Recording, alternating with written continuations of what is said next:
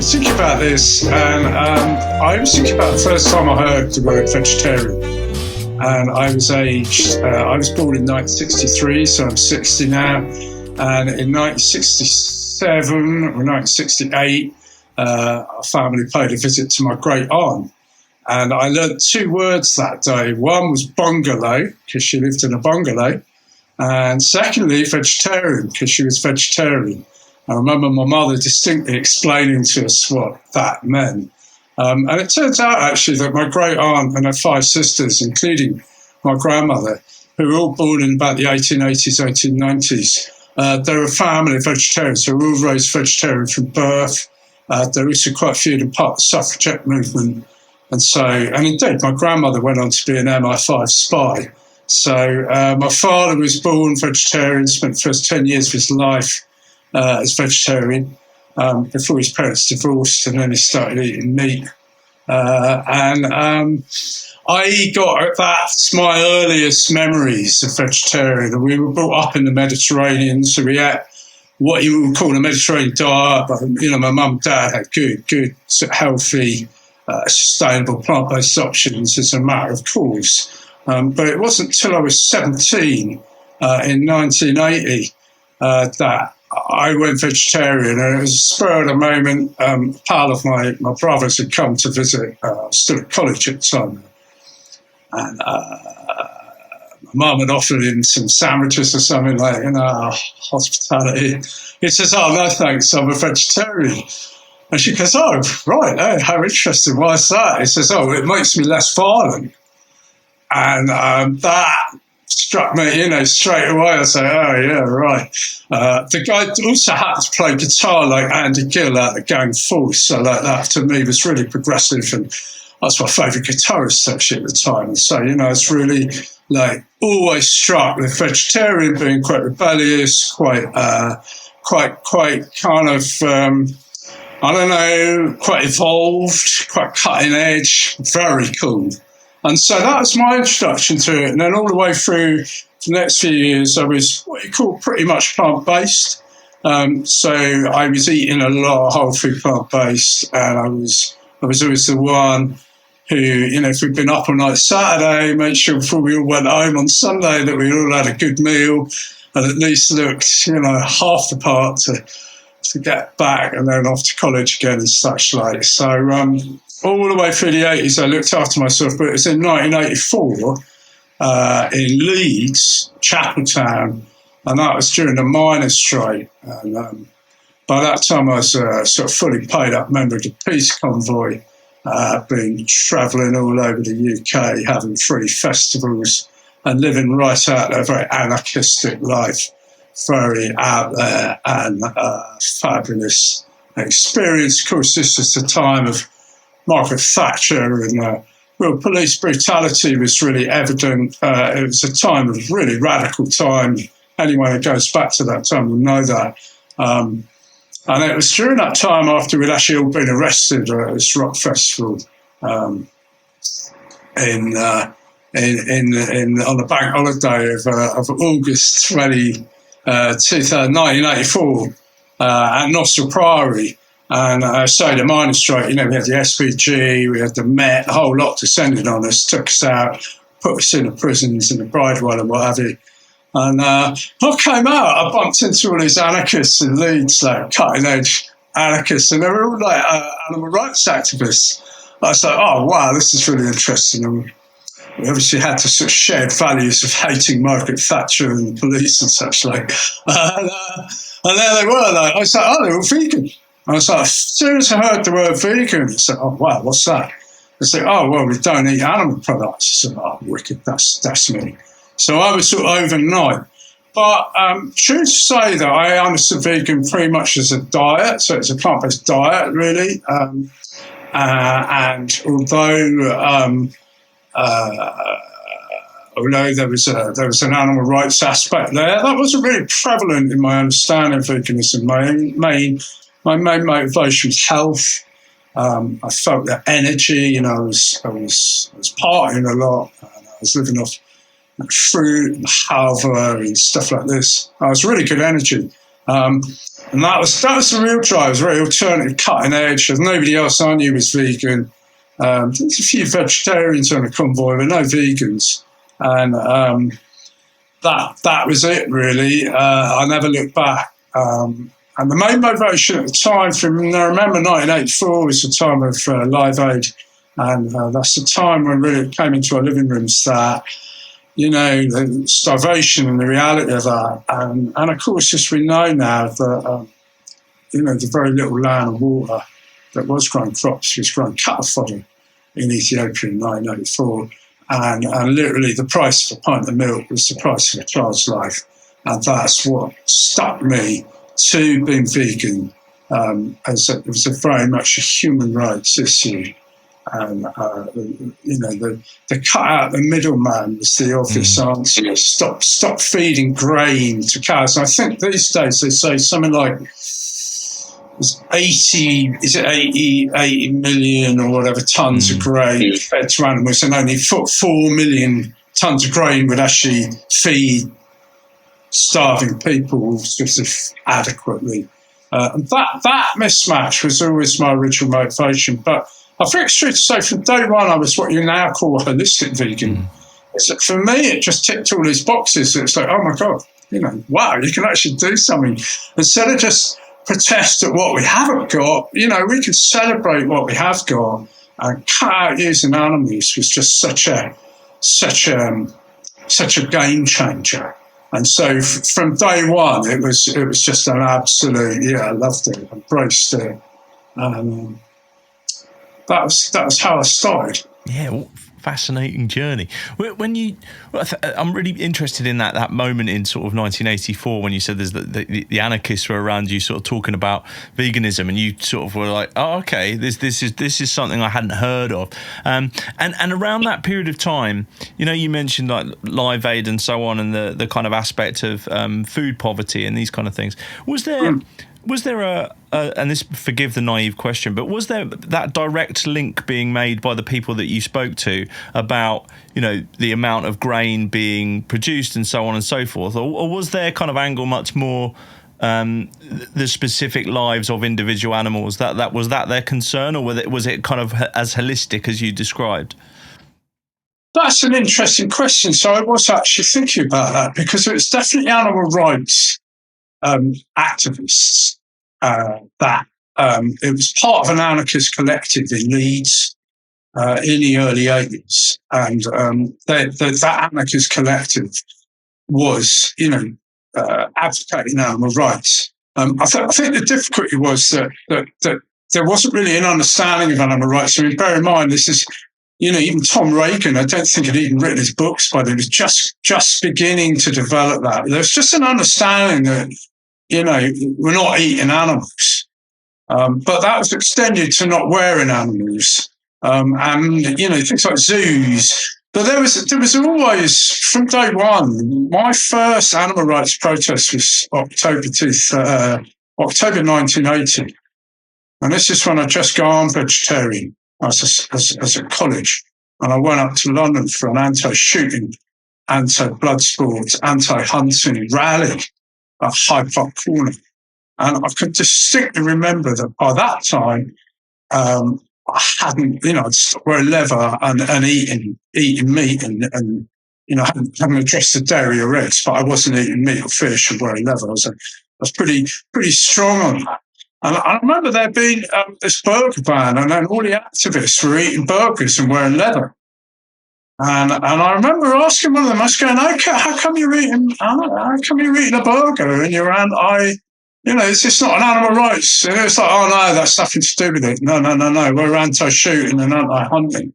And that from day one, it was reminding me of how confused our movement is, because, it's only now, that we're really establishing the ground rules and understanding that we have, not only more than one movement in the sense that we have a plant-based movement advocating for the benefits of plant-based lifestyles.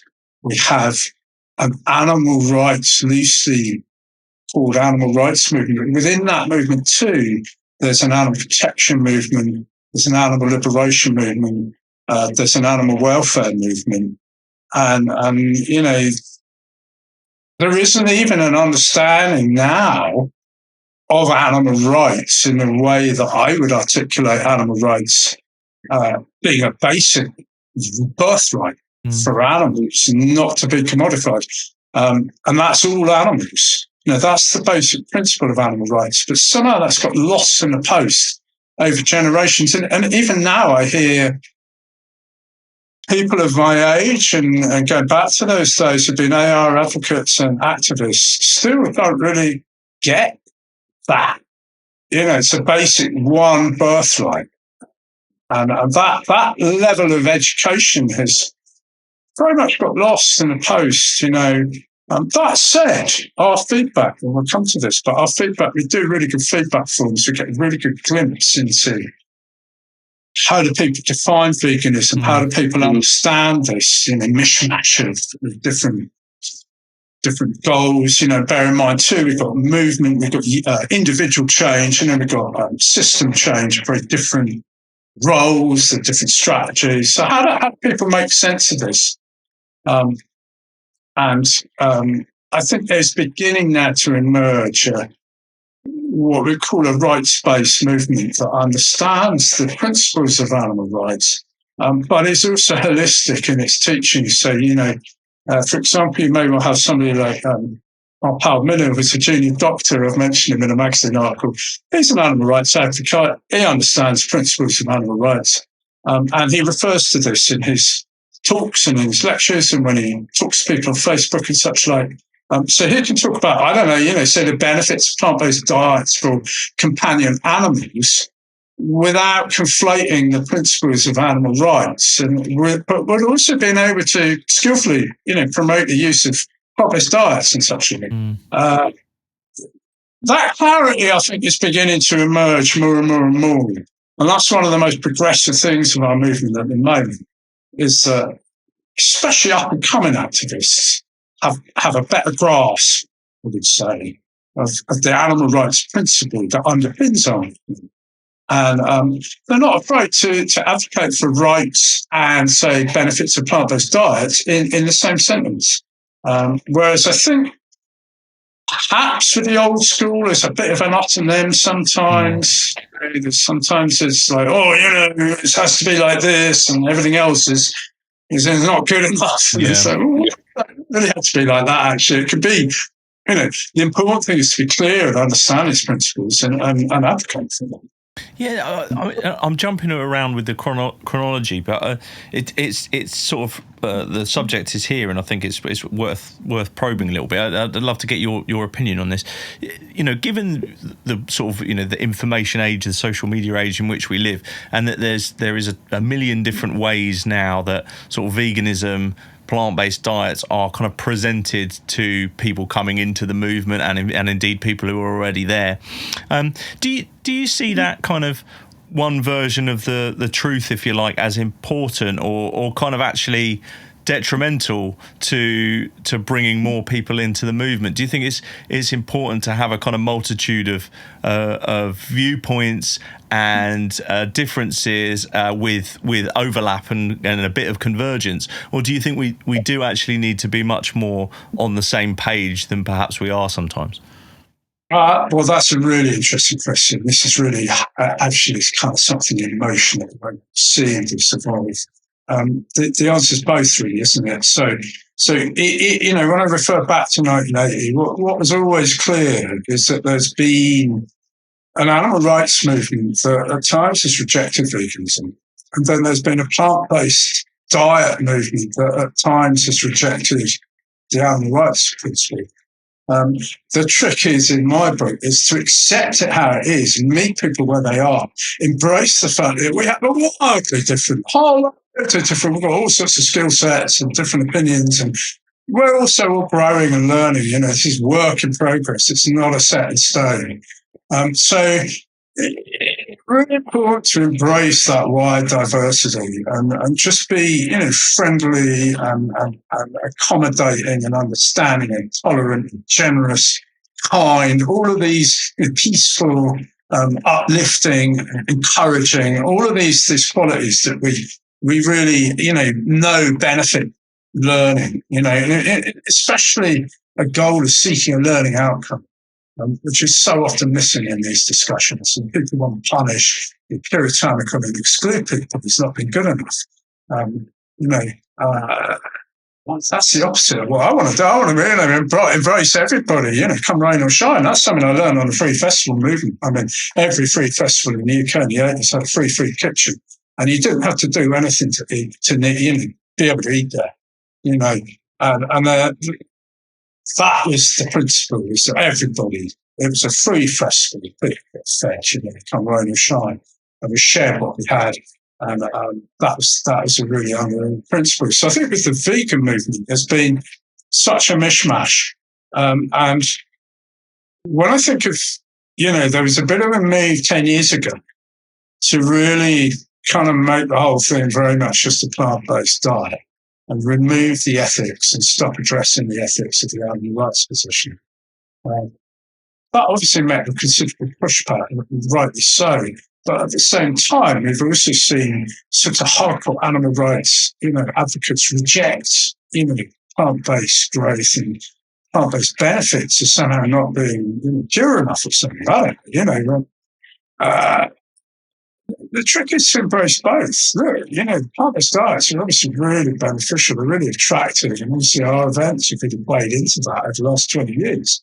And so there's something like, veganism, something that really focuses on attractive things. We know this is something that can help people get over the line. And so many people have gone vegan because of veganism. But at the same time, you can't just reject and make out that, because you've got an animal rights position, somehow you're purist or you're militant, or whatever, you're extreme. It's like, no, it's just understanding and principles that animals are not ours to commodify.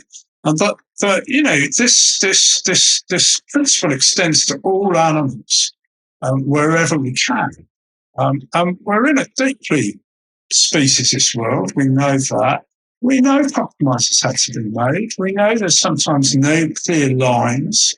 We know this. For example, with the recent, we won't go down this road, but the medicine and animal testing has really been put under the spotlight this last 3 years. I think we've always accepted as vegans that some vegans, require either life-saving or perhaps pain management medicines that have been tested in animals, may indeed contain some trace animal ingredients.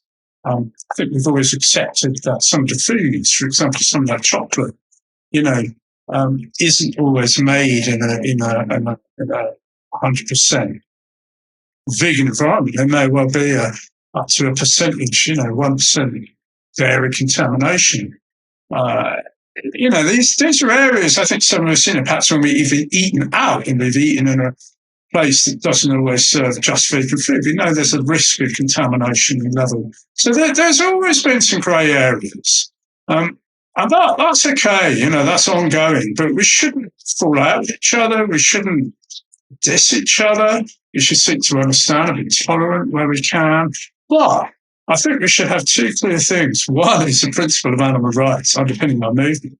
And two, a really acceptance of the benefits of what I would call our plant-based educators. So the people who specialise in promoting the benefits of whole food plant-based diets, for example, there's no reason why these people can't do that without an understanding of an animal rights principle, which many do.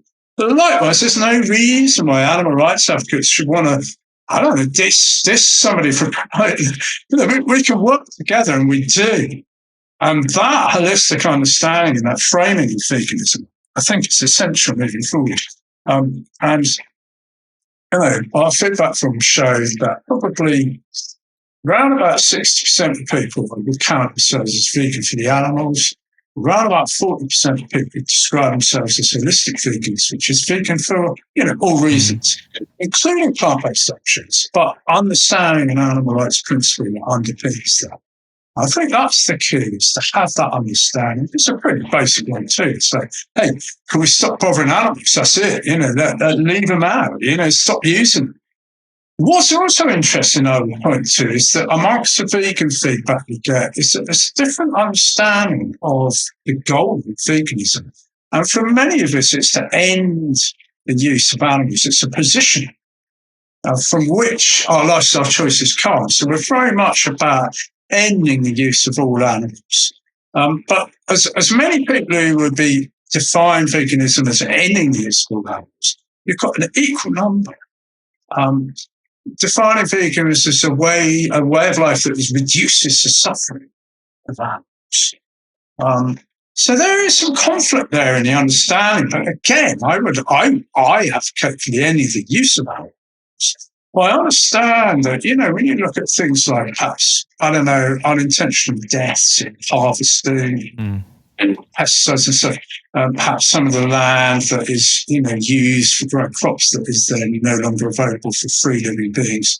Then, veganism isn't the perfect way of life. So although we may seek to end the use of all animals, we are in fact by nature reducing the suffering of animals. We're not actually ending the use of animals. We may be ending the use of willful commodification of animals. So there's going to be some free living beings a way less than, the crop death argument people put out, as we see, because of the height of the combined harvesters generally don't chew up all these animals, but there are some. Let's be clear, it's not, a perfect way of life, nor should it be, nor is it pretending to be. And therefore, both of those interpretations in many respects are correct. Whilst we should advocate for the end of the use of all animals, it's okay also to recognise that this is a way of life that reduces the suffering of animals. Whether that's the goal or not, that's a great point, but I'm not one that we should fall out about and reject each other. And that still goes on. It's still a puritanical approach. And for example, I have seen back in January, particularly unpleasant blogs written about veganuary staff and questioning the salaries. And I think it was described as a British capitalist food fest.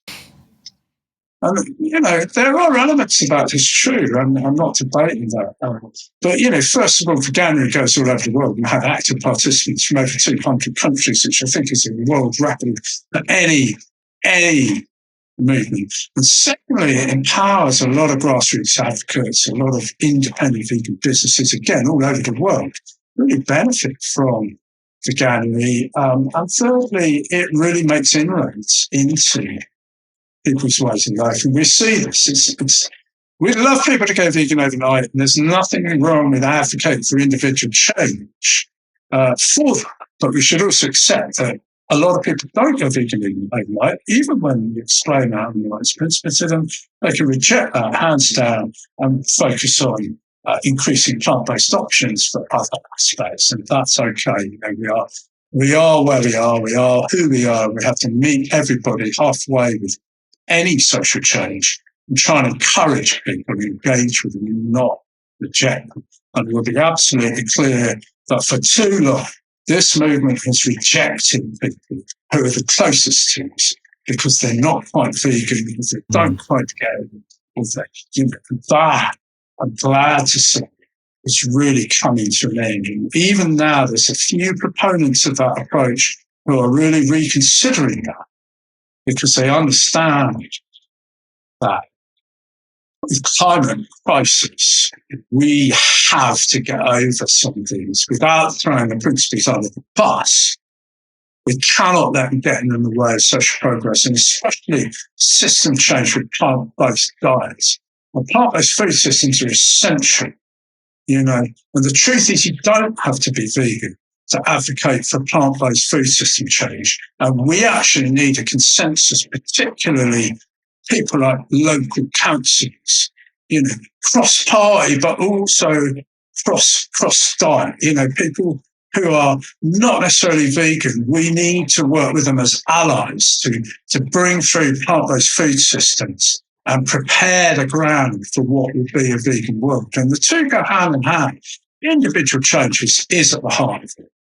I would say that. But individual change is a real focus for a lot of us. But system change is a more of a specialised area. It requires different strategy, tactics, communication. It's by consensus a lot more. And, for system change and plant-based food systems, sometimes the vegan argument isn't the most appropriate. The consensus to, invest more in allotment growing and inner city growing isn't a vegan. It's not a vegan principle. It's a plant based. It's about environment, sustainable food supply, food sovereignty, health, and recreating environments for free living beings. So it's not about the principle of not using animals. And that is a back part. And it's just important to have these adult conversations now and recognise that, look, there's some people doing some really good work with system change. And I'm going to point to one recently, plant-based universities. And there was Nathan on GB News very recently advocating for the plant-based universities. Now, clearly that's system change.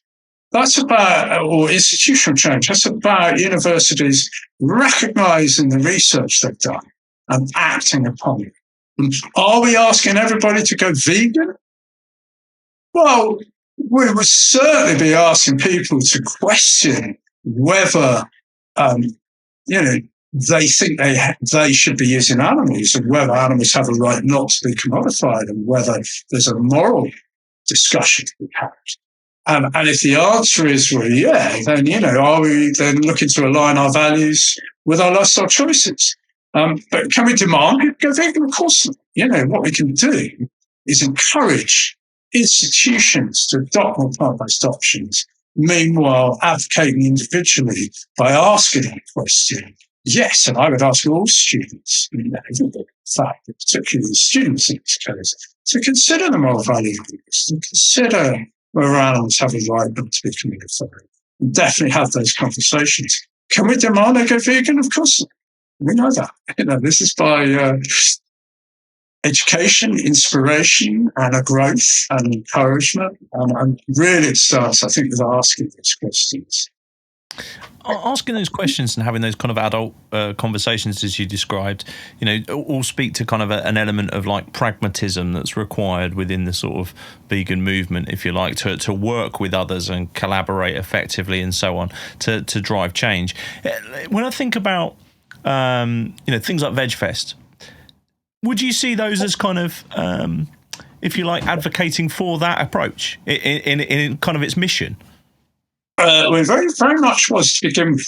So Vegfest we founded 20 years ago, 2003. And Vegfest was set up really on the back of, I think, one key issue. And I don't mind relating this to it because it's true and it's relevant. And, in 2002, I went to the London Vegan Festival with my then stepson, aged 15. And my partner and I were both vegan. The stepson, he used to go off to his dad, obviously, every now and again. And his dad wasn't vegan. He used to have this sort of fried bentos pie. And that was sort of concession. That was, teenage son and what have you. But he was vegan in our household. And then if he went to his dad's, he may have a fried bentos pie. That was it. So we went to the London Vegan Festival. And that was one of the only vegan festivals that was running at the time. It was at the Conway Hall. And two things happened. One, stepson was asked whether he was vegan or not. He said, no, he's not. He says, how long have you been vegetarian? He says, oh, well, I'm not. I eat the old fried bentos pie.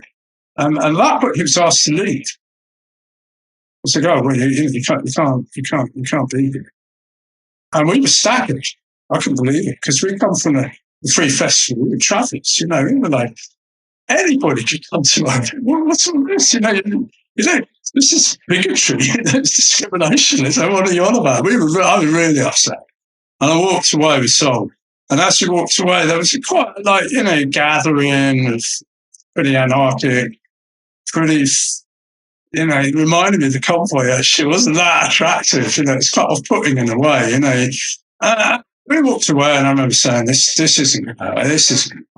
We need people to be able to come to our events and become vegan. It's not a closed circle, and it was quite a closed circle, and it's quite off-putting." I remember interviewing Ronnie Lee once, and he said, "Oh yeah, well, we didn't want people to like us, and that was a fundamental difference between that ALF and Private, which of course was doing a lot of undercover work, it's quite dangerous work, and had some very committed, very, very aggressive, quite anarchic people under that umbrella doing some pretty amazing rescue work and stuff. But they were by nature quite like the opposite of what we wanted to do, which is, say to people, come along, have a party, have some good food, meet some good people. There'll be some leaflets there. You'll be able to get an education, you'll be able to learn how to make a blackcurrant tofu cheesecake or something like that, and have a veggie burger and listen to some good music and feel that vibe and start unpicking some of that inner speciesism that exists. And that's it's a really important part of the principle. So I think it's true to say that in the early days of Vegfest, there really wasn't. I mean, we made sure everything was vegan. We didn't really have that much discussions on animal rights and such. There was more. There was a lot of campaigns. We had all the campaigns. I kind of figured, I'll do that. My job was to get people there in the first place. Try not to put them off. And you have to remember that at the time, there wasn't. The public face of animal rights was shocking. I mean, in 1990, I'll be careful what I say here because I know that this particular bombing is not attributed to the ALF. It was attributed to the ALM, which was the Animal Liberation Militia. And they were an offshoot that was specifically violent. Now, whether that's true or not, I don't know, but I certainly wouldn't want to upset my long-standing ALF colleagues because I understand that when that bomb went off in Bristol University, it blew up a professor and also put some shrapnel through a 13-month-old child's push and really blackened the name of animal rights forever they've done. I do recognise that the media played a big part in that and that it was blown up, obviously, excuse the pun, but out of proportion. And, I think ALF wrongly labelled for that. But it was, unfortunately, however it came about, it was in the name of the animal rights movement. And that threw back any kind of idea of vegan advocate. I mean, I was living in Bristol as a vegan advocate. I had a small child, age 4. It wasn't healthy. And Bristol, it took a long time to recover from that. And there's still people today. I mean, the gentleman who was in the pushchair is now mid-30s and lives a few streets away. I mean, he's still scarred for life. So those things haven't been forgotten. It's a very difficult time to kind of. So I suppose my idea was, hey, look, let's just throw this on its head. Put on some really good bands, put on a load of comedy, magic, kids area, cake, the lot. No matter about the issues. We're just going to have a party. And that was far more in keeping with Bristol, which by then, of course, in the 80s, in the 90s, it had in the 80s, a lot of festivals. In the 90s, there's a whole Avon Free party scene, which was huge and culminated in the biggest rave ever in 1993, I think, with Castle Moore, and we still talk about it today. And the whole place had gone party mad in the mid-90s. So, by the time we started in 2003, actually this thing hit home and everybody loved it. And we just got a massively positive reaction to what we were doing. And it was unheard of at the time. There was just nothing like it. I think what was really nice was I know now, of course, it was a lot of my friends then who were really promoting plant-based diets. They weren't animal rights activists. People in the 70s and 80s who were not in the aim, who weren't doing those missions. but were quietly doing stalls and tabling. People question when did vegan outreach start. Vegan outreach started pretty much in this country after the Second World War, with the formation of the Vegan Society in 1944. And when you look at people like Arthur Ling, Arthur went vegan 20 years before the word was invented. He was developing biofuels in the 50s. He started a vegan factory in 1963, the year I was born. Here's where. People like Catherine Janaway, Faye Henderson, Elsie Shrigley. There were some fantastic vegan advocates out there. And of course, Leslie Cross, who was, perhaps one of the forerunners really of that animal rights position that was later then explored by people like Tom Reagan in the 80s and Gareth Francione in the 90s. And when I came to animal rights, I didn't come to animal rights understanding until 2015. That's how long it was before I really understood animal rights as a principle. And that's, credit my good friend, colleague Roger Yates with a lot of that. And Roger's done some fabulous work, because it still is, does some terrific work. He's a real animal rights advocate in the format of Tom Reagan. It's a Tom Reagan advocate. I think that understanding does underpin our movement, perhaps a lot more than he would think. I see it differently because I'm up with a lot of the younger activists, the up-and-coming activists. We've registered on TikTok quite a lot. I'm not sure he gets such a good, but I would say very clearly that our modern-day animal rights movement is very much a rights-based movement. And that work, especially last decade, a lot of which revolved around Vegfest. I really had those debates in those conferences and those summits. I would say nowadays we have a lot more of an understanding of the rights-based movement, but it's grown into a holistic movement. That's really exciting. I don't see any stopping that now. In fact, we're right on the cusp of some really big growth spurts. I would say the animal rights movement at last has moved out of nappies, has got out of short pants, and it's about to go to secondary school and develop into a young adult. And that's where I see it. We're about to have some adolescent growth spurts that I hope by the end of this decade will have really impacted. And the adults will be back in the room for ruling this country, for example. The government will have adults which are clearly going for it. And we will be heard loud and clear, first of all, on a plant-based food system shift, which is absolutely demanded. We have to get on that and make that happen. But in paving the way with an underpinning animal rights, we will then have the, ready by the end of this decade, we'll be primed for a huge explosion for animal liberation. And I do believe that by the time we hit perhaps 2060, 2050 maybe, we'll have made perhaps another, 2040, I'd say another 15, 16, 17 years, we will have shifted to plant-based food systems, and we will have established a new understanding as a default that we no longer view animals as commodities across vast swathes of the population.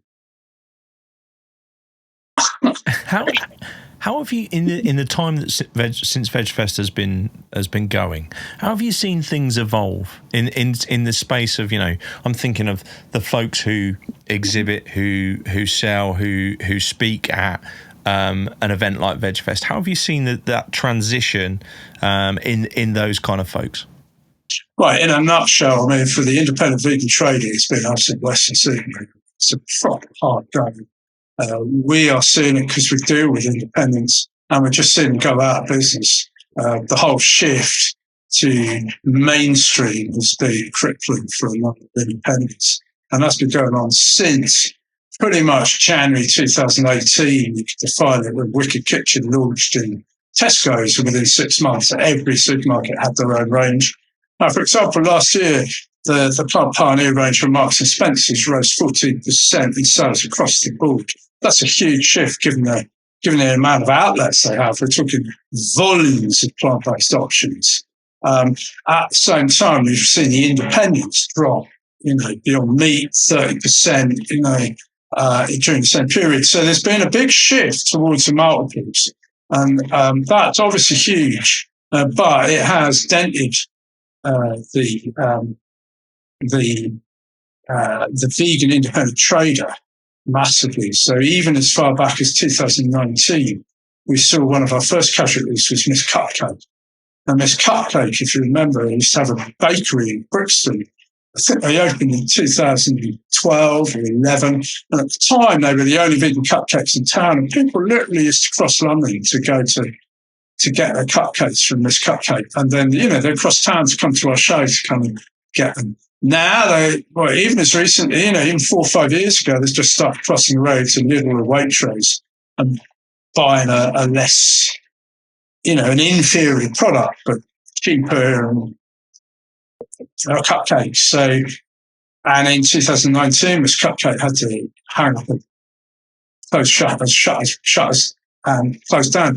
And we've seen that accelerate. And just like this year, even when we were doing Bristol Vegan Fair this summer, that 3-month period, we saw 5 or 6 potential clients shutting down. And that's just heartbreaking. And time and again, we've got people going out of business. And going out of business for an independent vegan trader is, you don't go into business unless you're really committed. And to go out is shattering. And, I do worry myself with the mental health challenges that a lot of the independent traders have to face. And of course, we're doing our utmost to make sure that, these shows are well attended, that the spend is good. But, we're up against the fiercest economic crisis that I can remember. And that goes right the way back to the 60s and 70s. I remember the 3-day week in 1973 and the strikes and all the rest of it, This is brutal. This is brutal. It's pretty bad. I mean, this government, the only thing different from the Thatcher government is we all hated Thatcher and we were all united against Thatcher. And Margaret Thatcher 40 years ago brought the underground movement together as one.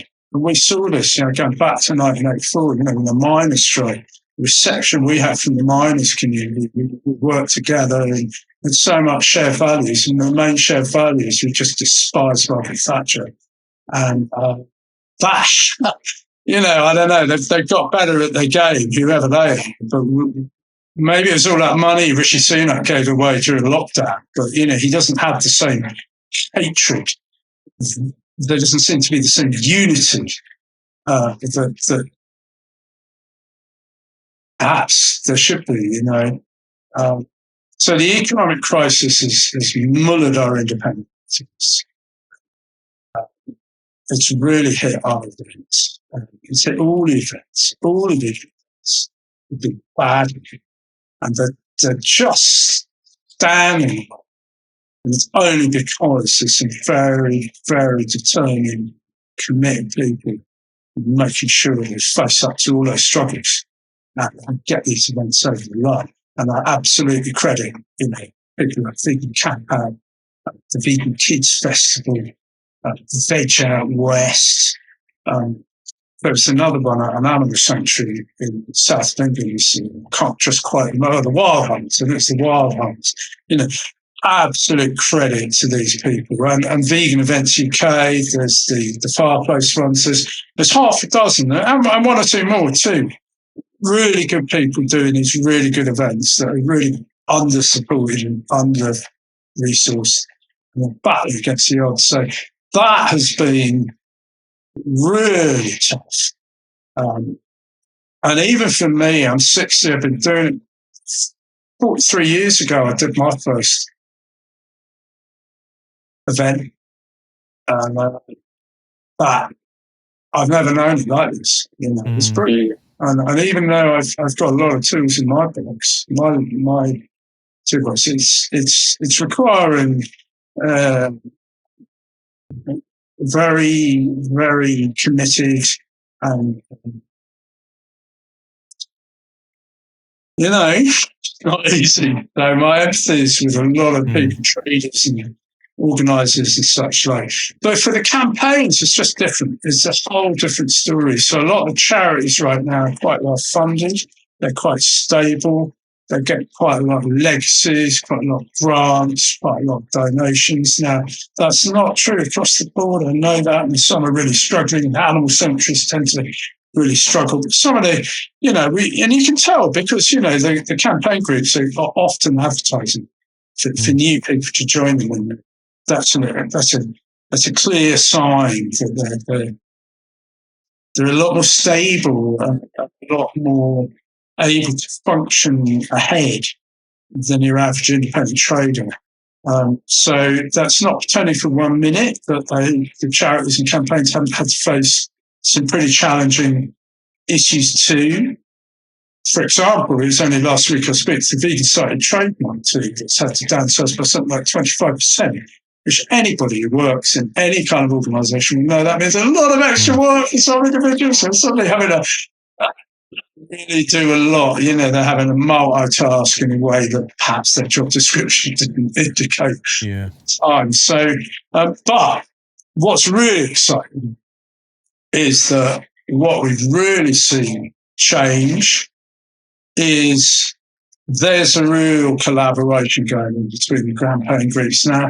Now, this has never happened before. It's always happened in bits and bobs. But as my esteemed colleague Claire from Animal Justice Project mentioned just recently, said, when she started, it just wasn't a done thing and people didn't collaborate. They kept on. The campaign groups were still in their infancies, a lot of them, and they were very protective about their identities and their actual campaigns. And although they've all evolved and worked, a lot of them are individuals who've been perhaps worked for different animal groups within that. And for example, Tony from Veganuary, who runs Veganuary, used to work with animal equality. And I'm sure with Viva too, 20 years ago. So, there's a lot of the team members amongst the charities have all got that built-in networking, friendship and such like, but it just hasn't been a done thing. And until really recently, now we're seeing really strong collaborations. And this is vital for a mass movement. And if we're going to achieve what we want to do, which is to get plant-based food systems as a default by the end of the decade and make massive inroads into animal liberation and animal rights as an understanding in societies by the end of the next decade, we are absolutely going to have to collaborate and work together and find ways of retaining our identities. Our donor bases are important, our supporters, our volunteers are really, really important issues, our branding, our uniqueness, and our unique positions within the movement. And recognise that not all groups are as well funded or well resourced or big, or we all look a little bit the same from the outside looking in, but when you're looking from the inside looking out, we know there's some big differences there. So, but we've just hosted 2 panels literally just last weekend in Bristol, September 2nd, 3rd. They're available to watch. You can find them on our Facebook pages and such like, pretty recently. And this is based in Movement Unity. So we've had Animal Justice Project, we've had Viva, we've had Animal Aid, we've had Animal Think Tank, Animal Rising, We the Free, Plant-Based Treating, Plant-Based Universities, all on panels, talking about recent collaborations, talking about what's in the pipeline. For example, a big collaboration has been headed up by Viva for the COP28 conference, which they're already working on. There's really a sense of, again, from the up-and-coming activists, of, hey, let's get on this and work together. We can really amplify each other's message. And that's really changed. So on the one hand, to come back to your original question, what's changed over 20 years?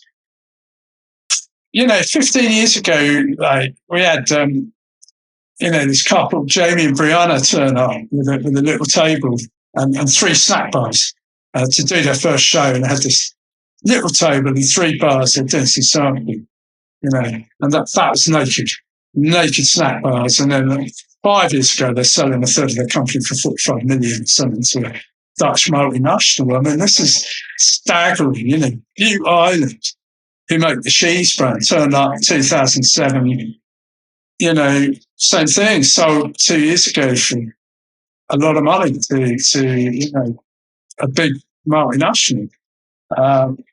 And cocoa dairy free. They used to come to all our shows. They started with one tub of milk, and then they've grown hugely. And that's really exciting to see all that. But of course, it's the opposite now. We really are the opposite now. We're seeing independents struggling like never before.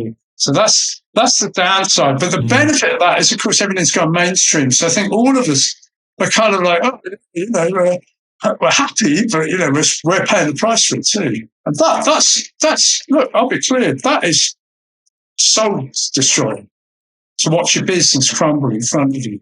No matter what benefits there are exterior, it's still you as an individual. You have to manage that. It's soul destroying. And anybody who's been through that knows that. And that's not to say that there isn't, but this is part of it. It's just like all this conflicting stuff. Ultimately, though, I know that nearly all of us are just happy to see this growth. We know it's needed. And if some of us had to pay the price for that a little bit, okay, so be it. It doesn't necessarily make it any easier, but it does make it valid.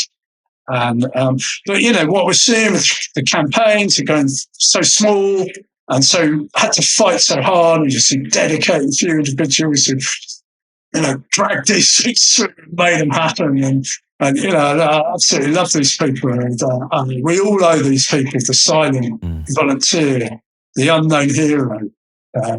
We owe these people so much gratitude. And now we're seeing these campaigns. Like Farmers Treat is 2 years old, gone all over the world. It's making inroads on levels that nobody ever imagined. And on that note, hotly, impressed everybody endorsed that treaty. So that's really exciting, and I think we're going to see more of that. And even as recently as coming up in November at our VegfestUK London event in Olympia, we're going to see more panels. And we've got a route map. We put a route map together for the next 12 months.